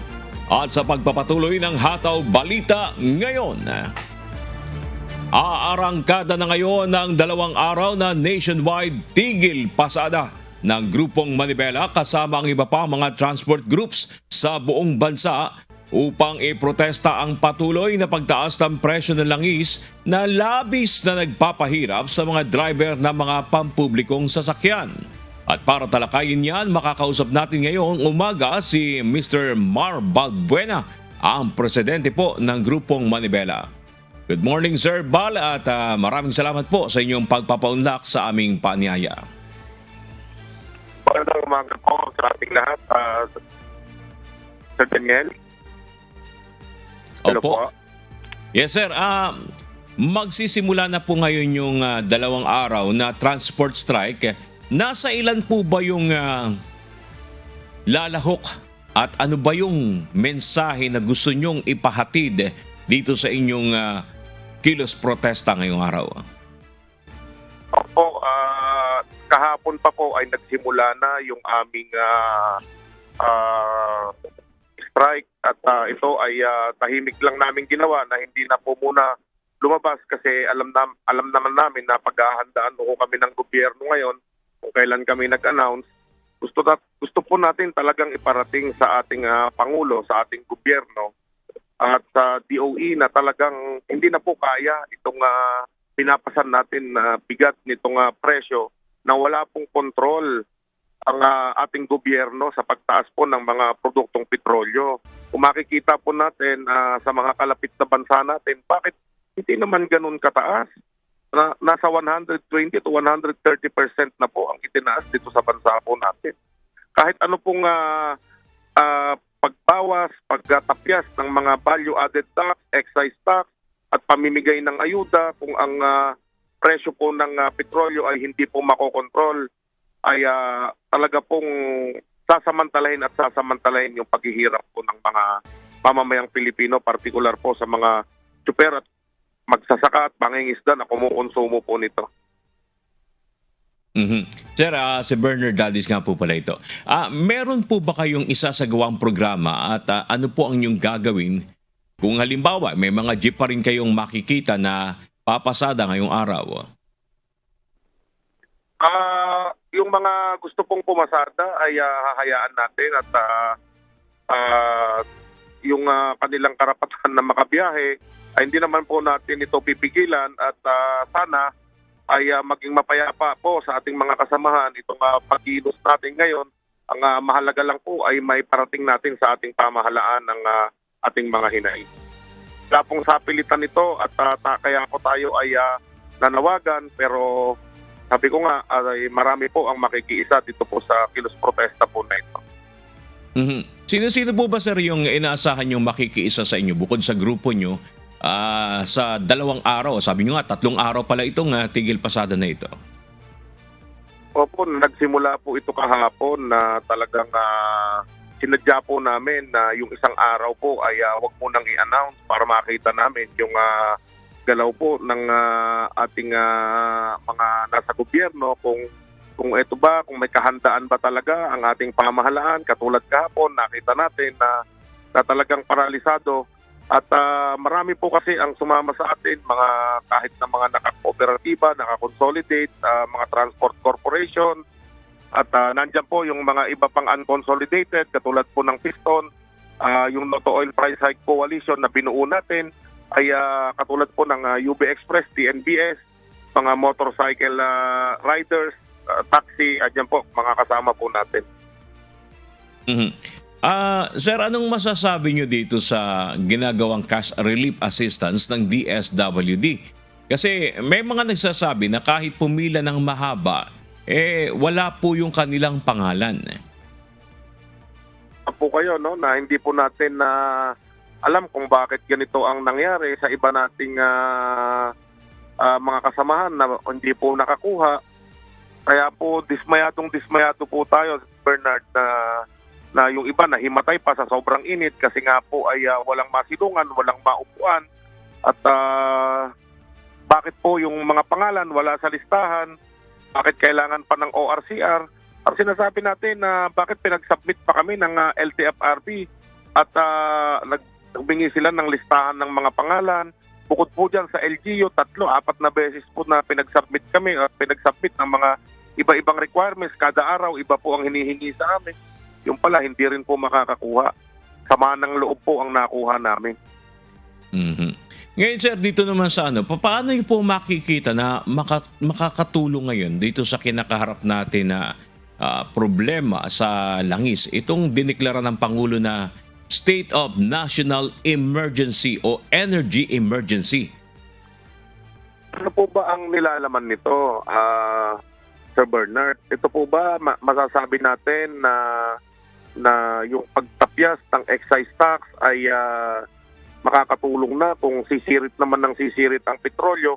Ang tanong natin ay doon sa emergency power na pinirmahan ng ating Pangulo, ng Kongreso at ng Senado, ay may tinatakda po ba dito na kaya nang kontrolin ng ating Pangulo yung taas ng presyo at yung pagbibigay ng ceiling cap o ng cap, kung hanggang saan lamang ang pwedeng itaas nitong mga oil companies yung sa kanilang kita? Mabubuksan na ba ang libro ng mga oil companies na to kung kailan nila inangkat at magkano yung presyo ng petrolyo na inaangkat nila kada bariles? Yung po sana ang makita din natin. Sir Bal, kung kayo ang tatanungin, ano yung sa tingin nyo na magiging patas na pamamaraan na dapat aksyonan ngayon para naman itong grupo ninyo at pati naman mananakay ay hindi masyadong maapektuhan? Ano ang kailangang gawin ngayon ng gobyerno? Alam niyo ho, yung immediate talaga na masuspend yung excise tax, pero dahil nga po sa sobrang bagal, alam natin na ngayong kahapon pinirmahan, kailangan ma-publish muna yung ginawa ng ating Pangulo bago mag-take effect ito, Sir Bernard. Kaya po huling-huli na. Ibig sabihin, after pa ng Holy Week natin mapapakinabangan ito. samantalang ginahasa ng mga oil companies ang ating mga kababayan sa sobrang taas ng presyo ng petrolyo. Sana makatulong din yung tamang pamimigay ng ayuda, pag-suspend ng mabilis sa excise tax at pagdagdag ng kaunting pamasahe at mabantayan itong presyo po ng petrolyo dito sa mga oil companies po. Sir Bal, hanggang kailan kayang kumapit sa manibela ng grupo ng ating mga tsuper at operator? Marami na po ang bumitaw. Yan po ang nakakalungkot na pangyayari, Sir Bernard. Marami na ang bumitaw dahil hirap na, hindi na kaya yung taas po ng presyo ng mga petrolyo. Kaya kami naman, wala naman kaming magawa na tulong na talagang direkta na may bibigay natin sa ating mga miyembro po. Panghuli na lang po siguro, Sir Bal, kung meron po kayong mensahe ngayon sa ating gobyerno at syempre sa ating mga pasahero, nasa sa inyo po ang pagkakataon. Opo, sana tayo ay masamahan ng ating pamahalaan na masamahan po tayo ng ating pamahalaan na mapakinggan itong ating mga hinaing sa ating mga mamamayan po, sa ating mga mahal na mananakay. Unawain nyo rin po sana kami. Kada araw po, 1,500 pesos ang pinapasan namin dito sa bigat ng presyuhan ngayon sa merkado ng produktong petrolyo. Yung hinihingi po namin ay 2 piso kada araw hanggang 4 na piso po siguro kung balikan po ang gastos ninyo ay makakatulong na po ito. Maraming salamat po. Maraming salamat po. Ginoong Mar Balbuena, ang presidente po ng grupong Manibela. Maraming salamat po. Hataw Balita ngayon. At sa pagpapatuloy ng Hataw Balita ngayon, para naman alamin ang latest sa presyo ng mga pangunahing bilihin, makibalita tayo kay Joy Rabina live. Live report. Joy, good morning. Saan palengke kayo po? Dumayo ngayon at kumusta ang mga presyohan dyan? Yes, Ari, magandang umaga. Ngayon ay nandito tayo sa pamilihang bayan ng Santa Ana, Manila at makakasama natin ang retailer ng manok, si Kuya Emerson. Hello, Kuya Emerson. Ngayon po, matanong ko lang po kung kailan ba nagtaas ang ating presyo ng manok ngayon dito sa Santa Ana? Hindi pa naman po siya nagtataas. Stable pa naman po yung price niya sa ngayon. And then, yun. Lahat naman po stable pa naman. Hindi pa siya nagtataas ngayon. Ayan. Mga kasambahay, hindi po pala nagtataas ang presyo ngayon. Kaya pwede na kayo sumugo dito hanggat fresh at friendly pa ang presyo sa Santa Ana, Manila. Ngayon po matanong ko lang po, sa tingin niyo po ba sa mga susunod na buwan magtataas po ang presyo ng manok? Tataas po siya kasi dahil sa tumaas na yung gas makakurudo sa Pilipinas dahil sa gera. Kaya mga kasambahay, kailangan din natin magtipid at maghigpit ng sinturon. Ngayon naman ay alamin natin para meron tayong budget guide ngayong umaga ang presyo ng manok na dapat nating bantayan. Ang wings at breast ay nagkakahalaga ng 240 pesos per kilo. Ang quarter legs ay 240 pesos per kilo rin. Ang whole dressed chicken ay 230 pesos per kilo. Kung gusto nyo naman magsahog ng pork, ang kasim ay nagkakahalaga ng 370 pesos per kilo. Ganun din ang pige, 370 pesos per kilo. Ang ribs ay 360 pesos per kilo. Ang pork chop ay 370 pesos per kilo. Sa mga gusto magprito ng isda, ang galunggong ay nagkakahalaga ng 240 pesos per kilo. Sa bangus, 300 pesos per kilo. Ang tilapia ay 160 pesos per kilo. Ang tulingan, 280 pesos per kilo. Sa alumahan, 280 pesos rin per kilo. Ang pampano ay naglalaro mula 340 pesos hanggang 360 pesos per kilo. At sa dalagang bukid ay 200 pesos per kilo. sa mga nais mag-healthy stir fry. Ang kamatis ay nagkakahalaga ng 60 pesos per kilo. Ganon din ang sayote. Ang carrots ay 160 pesos per kilo. Ang ampalaya ay 140 pesos per kilo. Sa pertali naman tayo, ang sitaw at kangkong at mustasa ay nagkakahalaga ng 20 pesos per tale at ang pechay ay 15 pesos per tale. At yan po muna ang update mula dito sa Pamilihang Bayan ng Santa Ana, Manila. Balik sa iyo dyan, Ani. Maraming salamat, Joy Ramida, mula po sa Pamilihang Bayan ng Santa Ana. And good morning sa Santa Ana Market Master, Ma'am Christina Tan. Good morning po sa inyo, Mr. Ramil Romero. And syempre, ang MCGI New Panaderos Manila Officers and Sisming National. Good morning. Weather News. Alamin natin ang magiging lagay ng panahon sa iba't ibang bahagi ng bansa ngayong araw ng Huwebes, March 26. Panoorin natin ang update mula sa Pag-asa Weather Forecasting Center. Magandang umaga, Pilipinas. Narito ang latest sa lagay ng ating panahon. Easterlies ang weather system na umiiral ngayon sa buong kapuluan at sa kasalukuyan nagdadalahuyan ng significant moisture na nagdudulot din ho ng mga pag-ulan sa malaking bahagi ng Mindanao. At kung makikita nga po natin, meron tayong nakikita ngayon na malaking linya ng mga pag-ulan dito sa northeastern portion ng Mindanao at sa silangang bahagi ng Mindanao sa karagatan east of Mindanao. Habang sa natitirang bahagi naman ng ating bansa, maliwalas ang magiging papawirin at walang inaasahang malawakang pag-ulan, although yun nga, mainit at maalinsakang panahon ang inaasahan natin sa malaking bahagi ng ating bansa sa araw na ito. Sa pagtayo ng ating panahon sa Metro Manila at natitirang bahagi ng Luzon ay bahagyang maulap hanggang sa maulap ang papawuri na inaasahan at mababa ang tsansa ng malawakang pag-ulan liban sa mga isolated o mga pulo-pulo at mga panandali ang pagpuhos ng ulan, especially po sa hapon at gabi. Para sa pagtayo ng ating temperatura sa Metro Manila, 21 to 33 ang inaasahang magiging agwat, 15 to 24 degrees Celsius po sa Baguio City, sa Lawag ay 23 to 31 degrees Celsius, sa Tagaytay ay 19 to 30 degrees Celsius, sa Tugigaraw naman ay 21 to 34 degrees Celsius, habang sa Legazpi City ay 23 to 31 degrees Celsius.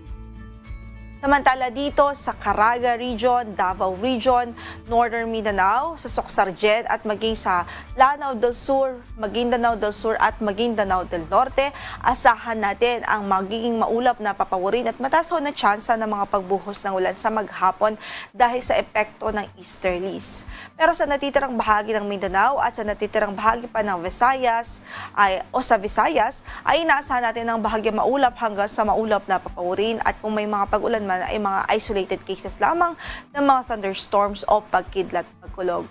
Patuloy natin pinag-iingat ng ating mga kababayan dito nga po sa mga nabanggit nating areas o mga lugar kung saan ay inaasahan ng mga pag-ulan dito po sa Caraga, Davao Region, Maguindanao del Norte, Maguindanao del Sur, Lanao del Sur at sa Northern Mindanao dahil sa mga pagbuhos ng ulan. So advice po natin sa ating mga kababayan doon, saan man ang lakad natin sa araw na ito ay huwag hong kalimutang magdala ng mga pananggalang sa ulan at mag-ingat na rin sa mga posibilidad ho ng mga flash floods, especially po sa mga low-lying areas.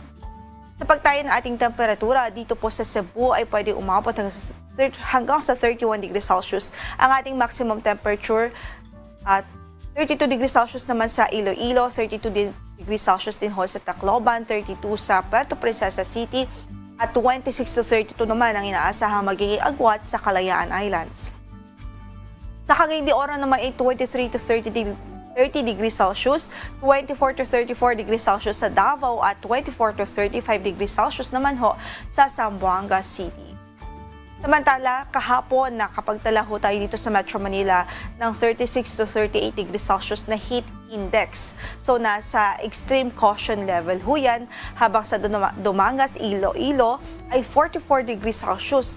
Mataas po yan, habang sa Borongan, Eastern Samar naman ay 42 degrees Celsius, which is pareho pong nasa danger level. Ibig sabihin, pag nasa danger level po o nasa danger na range ng heat index, posibleng magdulot ho ng mga heat stroke kapag medyo babad tayo sa ganitong klaseng init. Kaya iba yung pag-iingat ng ating abiso sa ating mga kababayan.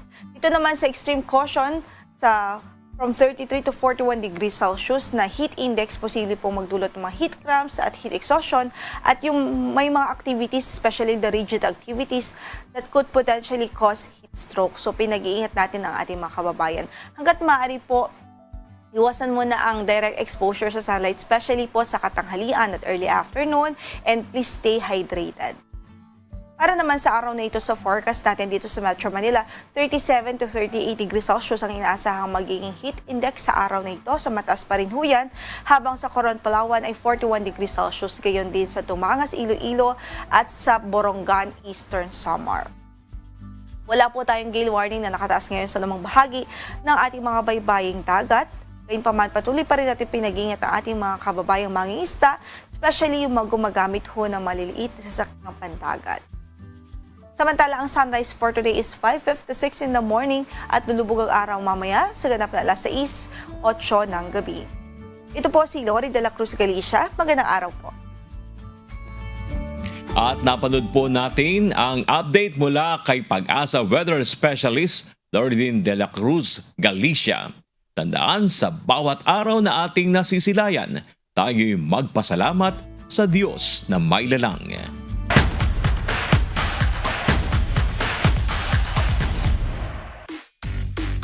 Sa lalong umiinit, tatapatan sa UNTV Volleyball League Season 4. Tuloy-tuloy ang pag-arangkada sa team standing ng BFP Lady Firefighters matapos itong talunin ng PNP Lady Patrollers sa kanilang naging laban kahapon. Huwag naman ang AFP Lady Gunner at NHA Home Masters matapos tuldukan ang laro sa isang straight set win.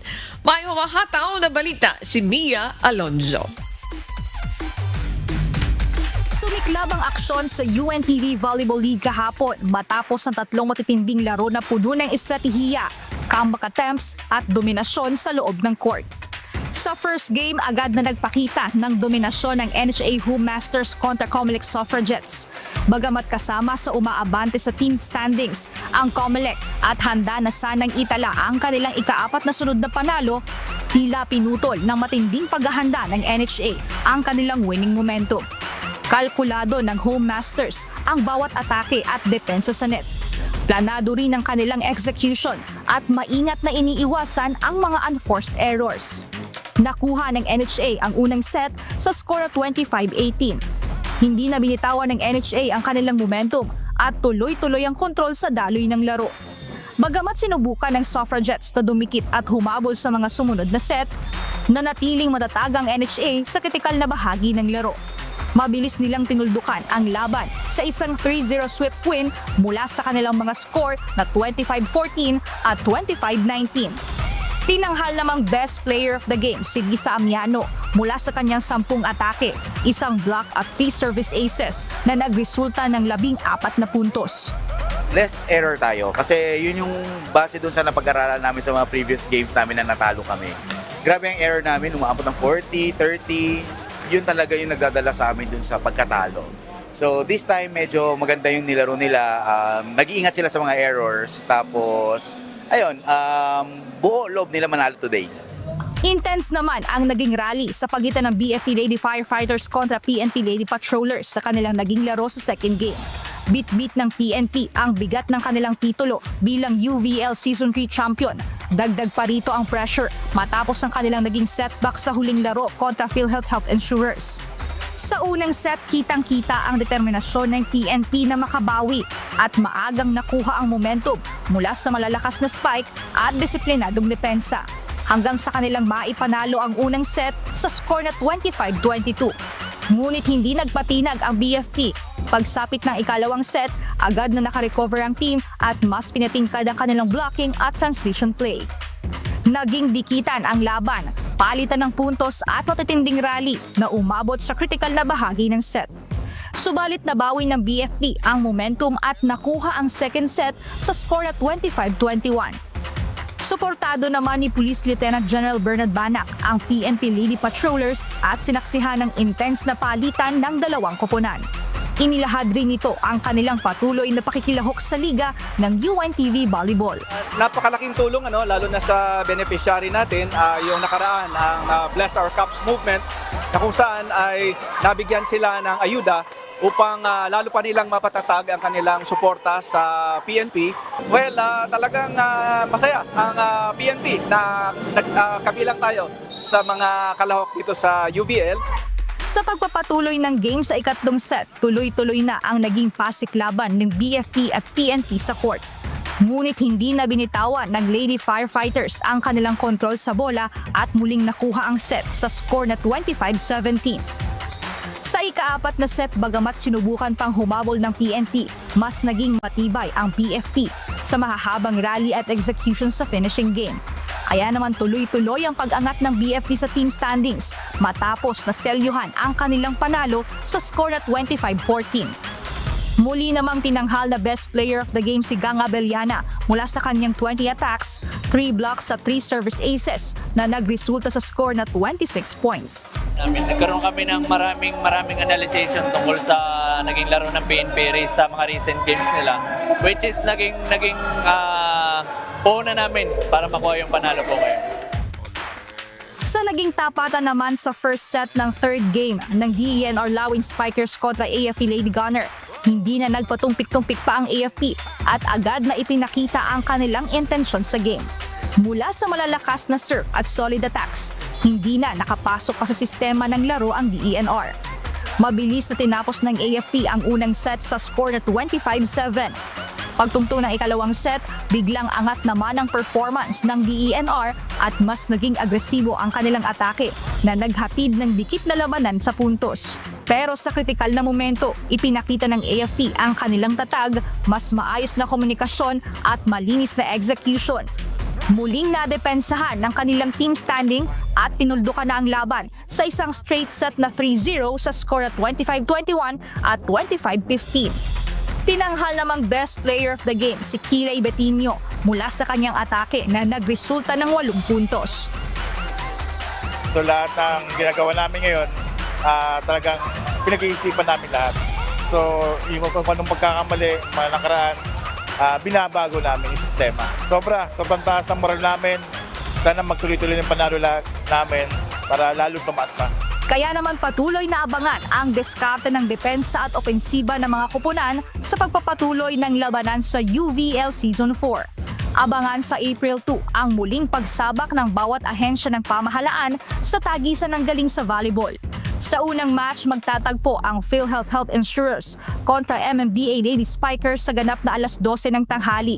Susunod nito ng paghaharap ng NHA Home Masters kontra DFA Emissaries ng alas 2 ng hapon. At pagsapit ng alas 4 ng hapon, magtatapat naman sa game ang BFP Lady Firefighters kontra Pag-ibig Fund Lady Smashers. Tutukan ang paghaharap ng mga kupunan sa nag-iisang liga ng public servants. Abangan ang exciting volleyball action via live streaming sa Facebook at YouTube channel ng UNTV Sports. Win in Sports, Win for Charity. Nia Alonso, humahataw sa balita ngayon. Feature News. Eto, magandang balita to at nakakataba ng puso. Marami yung napukaw ng isang bagong post sa social media. Tungkol to sa isang jeepney driver na nagbigay ng pera sa kanyang pasahero na isang estudyante. Sa post ni May Albert Flores, ibinahagi nito ang isang nakakaantig na kwento kung saan sinasabing sumakay ng jeep ang kanyang anak na si Aliyah papasok ng eskwelahan nung Martes. Nang magbabayad na ng pamasahe, dito napansin ng bata na naiwan niya pala sa bahay yung kanyang wallet at wala itong dala na pera. Nang pumara, tinanong ng jeepney driver kung bakit agad na bababa si Aliyah. Kaya naman agad na sinabi ng bata na wala siyang pambayad dahil naiwan niya ang kanyang wallet. Pero imbis na ibaba ang estudyante, inabutan ng driver ng 100 piso yung bata. Paraan niya may pamasahe ito papuntang school. Nagkasundo yung dalawa na ibabalik na lamang ang pera sakaling magkita sila ulit. Ayon sa nanay ni Aliyah, nakakaiyak at lubhang nakakataba ng puso na may ganito pa ring mababait na mga jeepney driver sa kabila ng krisis na kanilang nararanasan dahil sa mataas na presyo ng langis. Kaya naman nais ni May na makita ang nasabing jeepney driver na sinasabing namamasada sa ruta ng Mekawayan o Malanday upang personal sana itong mapasalamatan. Ayon pa kay May, napakaswerte ng pamilya ng nasabing driver na mayroong pusong handang tumulong. Yan, gusto kong sumaludo at pawalakpak dyan. Kita mo sa gitna ng ganitong krisis, mayroon mga ganung na bubuong kwento na napakaganda na ipamahagi talaga sa ating mga kababayan. Napakagandang kalooban ni Manong Driver kung sino ka man. Ang hirap kitain ngayon. Hindi na nga makapag-uwi. Di ba? Sabi nung ibang driver, ngayon swerte na pag naka 200k. Maghapon yun Hindi kinaltasan niya ng 100. 100 na lang yung may uwi niya. That's a very good story, mga kasambahay, na sana taglayin natin ito na sa kabila ng krisis, wag natin kalimutan ang pagmamagandang loob. Yan. May mga nakasabay nga akong pasahero naman to, na mga jeepney driver. Hindi na nila ordinary fare kasi sa jeep is 13 pesos. Okay. Pag nagbabayad sila ng 15, hindi na yung di sukli. may 2 piso pa. Oo. Pero hindi na kinukuha? Hindi na, nung pasahero Salamat naman sa Diyos. Ayan. Sana po magpatuloy ito, ha? Maraming salamat, tatay. Ingatan nawa po kayo ng Diyos at marami sanang sumakay sa inyo araw-araw dahil sa kagandahan ng iyong kalooban. Salamat po sa Diyos. At bago naman tayo magpaalam, narito ang balitang aabangan mamaya. Mga aabangang balita. Dalawang araw na malawakang tigil pasada ng iba't ibang transport groups aarangkada na ngayong araw. Hataw Balita ngayon. Payout ng cash relief assistance para sa mga motorcycle taxi riders magsisimula na ngayong araw. Hataw Balita ngayon. Iba't ibang grupo ng mga TNVS magsasagawa ng press conference mamaya. Hataw Balita ngayon. At update sa tensyon sa Middle East, antabayanan.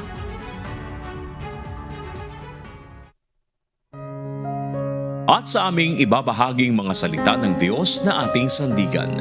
Mula sa aklat ng Santiago, Kapitulo 1, versikulo 5, na nagsasabi, "Ngunit kung nagkukulang ang kanang karunungan, ang sinuman sa inyo, ay humingi sa Diyos, na nagbibigay ng sagana sa lahat at hindi nanunumbat, at ito'y ibibigay sa Kanya."